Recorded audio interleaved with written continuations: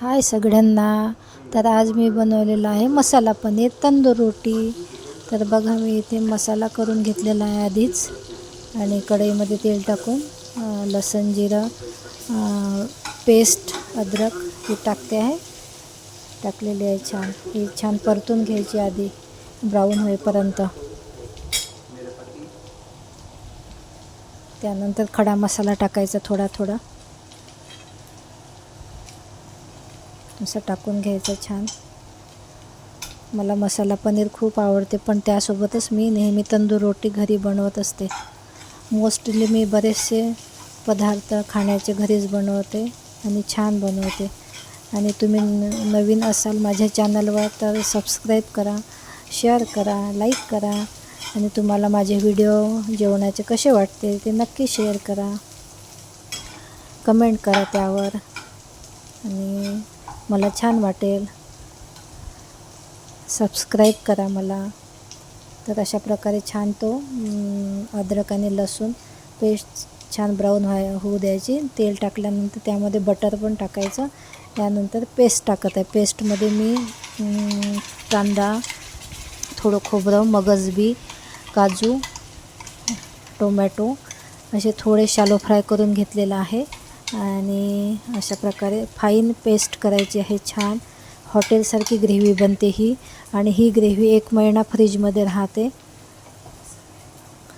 आणि काजू, मगजबी आणि आपली ग्रेव्ही एकदम स्टँडर्ड आणि रिच होते. अशा प्रकारे परतून घ्यायची ग्रेव्ही खूप छान झाली आहे माझी. मी ग्रेव्ही नेहमी वेगवेगळी बनवते भाजीप्रमाणे. अशी छान तेलामध्ये परतून घ्यायची ती ग्रेव्ही. आणि मसाला पनीर हे अगदीच रेस्टॉरंटमध्ये जसं खातो आपण तीच टेस्ट येते त्याला. आणि मी खूप छान असं परतून घ्यायची ती. प्रत्येक भाजीला आपल्या वेगवेगळी ग्रेव्ही बनवायची आपण, त्याने वेगवेगळी टेस्ट येते भाजीला. एकच टेस्ट कोणत्याही भाजीला राहत नाही, आणि खाणारा व्यक्ती पण बोर होत नाही. आणि मॅजिक बॉक्स आपला नेहमीप्रमाणे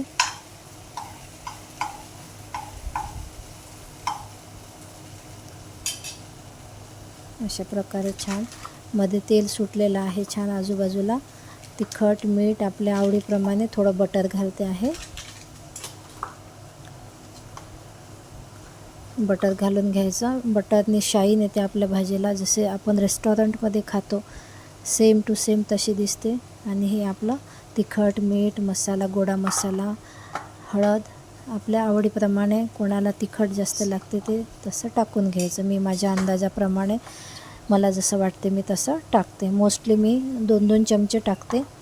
2 चमचे तिखट, 1 चम्मच हळद, 1 चम्मच मीठ मी नेहमी शेंदे मीठ वापरते, व्हाईट खात नाही मी मीठ. आणि असं छान मध्ये बटरमध्ये हे परतून घ्यायचा मसाला. याने एक वेगळी टेस्ट येते आपल्या ग्रेव्हीला. अशी तुम्ही एकदा करून बघा, आणि मला कमेंटमध्ये नक्की सांगा कशी झाली ती भाजी तुमची मसाला पनीर. तुम्ही छानच बनवत असेल मला माहीत आहे माझ्यापेक्षा. आणि थोडं तेल टाकायचं वरून, असं मध्ये हे छान करून घ्यायचं. हे बघा छान आत्ताच ती ग्रेव्ही इतकी छान दिसत आहे. आणि वरून त्याला असा तवंग पण येत नाही तर्रीसारखा. अगदीच तुम्ही रेस्टॉरंटमध्ये जसं खातो ना आपण तशी भाजी बनते माझी मसाला पनीरची. हे बघा. आणि कोणाला जर वाटलं या ग्रेव्हीमध्ये दही टाकायचं तर दही पण टाकू शकता तुम्ही. क्रीम टाकावं वाटलं तुम्हाला क्रीम पण टाकू शकता तुम्ही. अशा प्रकारे छान हा मसाला भाजून घ्यायचा तेलामध्ये, आणि आजूबाजूला त्याला तेल सुटेपर्यंत तो छान झाकण ठेवून त्याला शिजवून घ्यायचा. अशा प्रकारे ही माझी ग्रेव्ही अगदीच तयार आहे. बघा तुम्ही रेस्टॉरंटसारखी दिसते ना, बघा. आणि थोडं गरम पाणी टाकायचं म्हणजे ती शिजते. तो मसाला जो आहे जळत नाही आणि शिजायला मदत होते पाण्याने. आणि इथे मी आता माझे पनीर फ्राय करून घेते आहे.